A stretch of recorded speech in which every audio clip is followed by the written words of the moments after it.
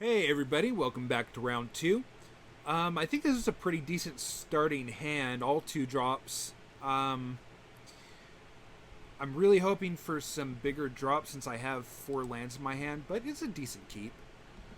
I'm not entirely sure what I should be dropping on turn two yet. I think it's going to depend on what his other color is.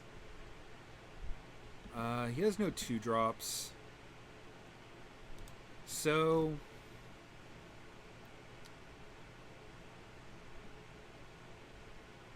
I think I'll just wait and cast the Rattle Chains at the end of his turn. Moldgrass Scavenger is pretty defensive, and I'd rather just crack in on it on my next attack phase. Okay.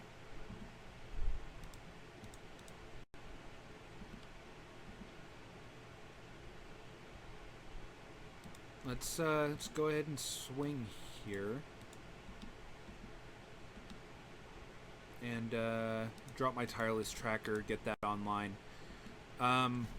Alternately, I could have just played Obsessive Skinner and swung in for 3. Would have given me more damage, but I'd only have a 1-1 on the board. And this way, he either if he has removal, basically he's not playing anything else. Ooh, double Howlpack Wolf, okay.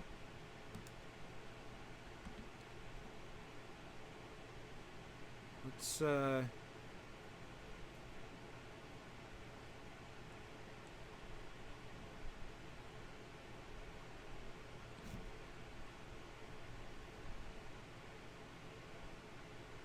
I think I'm gonna play out the Obsessive Skinner, put the counter on Rattle Chain. See, I could put it on the tracker and basically just bluff bluff cracking the clue, but I'd rather just guarantee the damage here. And he's not blocking, so instead of cracking the clue for the extra point of damage, I'm going to play my blocker. I don't really want this to turn into a damage race, so I'd rather just keep him from swinging back in at me so hard.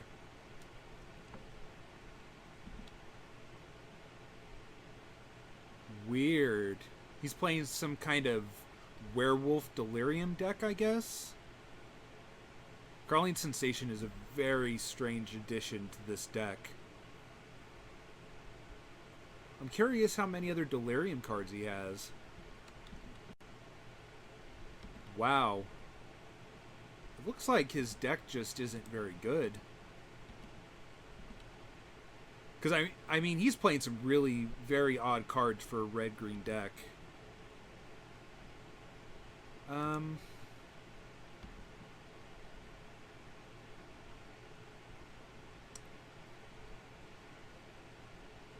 Yeah, I think I can just attack here.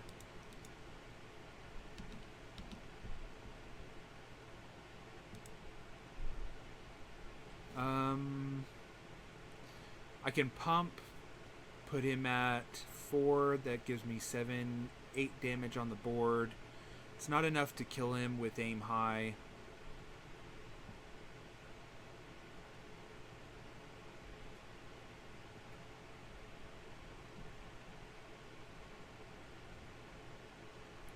I think I'd rather just hold up my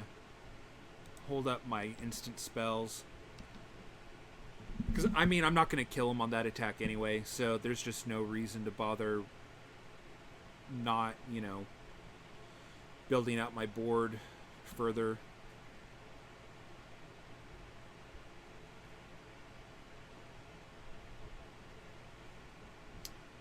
Well, let's block one of the wolves here, take 7, see what he does.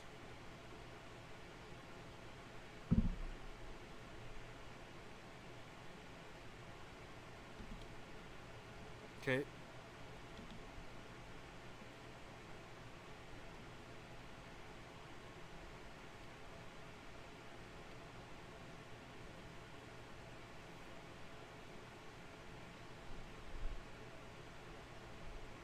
I mean, he's just dead, basically. I have no idea what he's doing. Yep, Storm Rider Spirit comes out, and that'll just be game.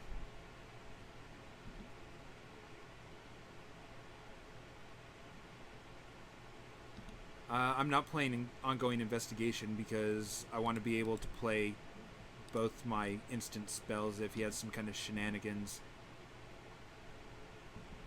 Yeah. Not really too sure what he was trying to do there. He wasn't going to outrace me. I guess he figured that if he drew into something to be able to take care of my creatures, it was better to get me down low instead. But maybe he has like a magmatic chasm in his deck or something. I'm not sure. But it looks like he's trying to be really aggressive.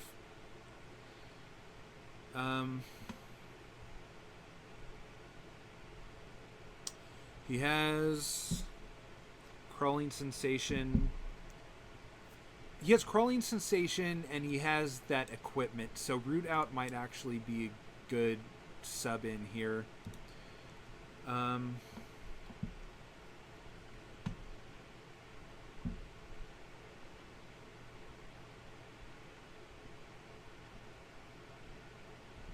Not entirely sure what's the best takeout.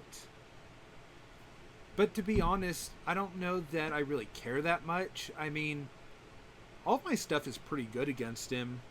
Confront the Unknown might be the weakest card. You know what? I'll take out Confront the Unknown here, bring in Root Out. And, I mean, he might have other targets, so we'll see what happens.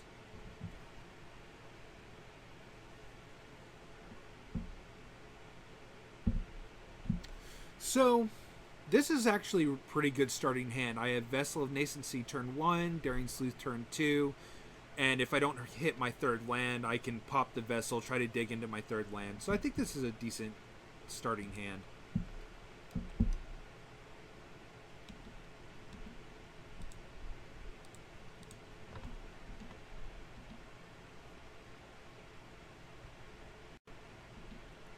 Gibbering Fiend, okay. Yeah, it looks like he's just playing like a lot of random stuff just to be in his colors. But I mean, it seems like he's very aggressive, so it obviously worked for him in the first round.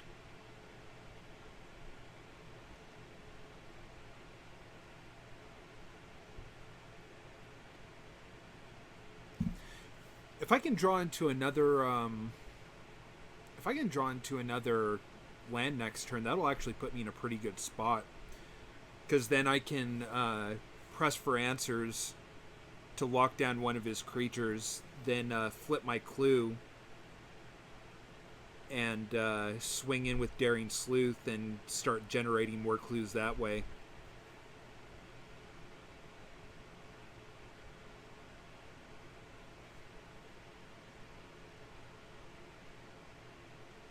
I think he's considering whether to attack or to hold back to block. Because if he attacks, I'm just not blocking. My creature's more valuable than his is.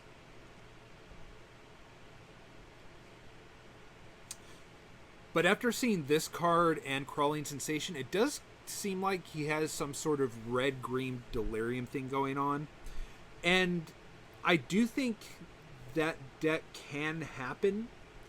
I think it's just very difficult because basically all of your delirium relies on your green, because red doesn't have any good like red enchantments, stuff like that.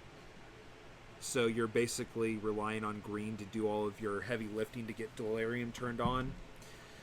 And red's delirium payoffs aren't fantastic. I mean, Gibbering Fiend is obviously one payoff, but you're just doing 1 damage per turn. And red doesn't really lend itself to the attrition game very well.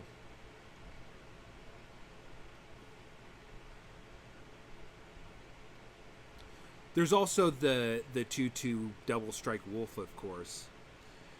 And that can get nasty once it's turned on, especially if you can pump it with, you know, the equipment like he has. But those are really kind of very side case cards. Like this is an uncommon, that wolf is a rare. So like I said, it doesn't really lend itself to the delirium deck very well. It's something that you might see come together once every blue moon.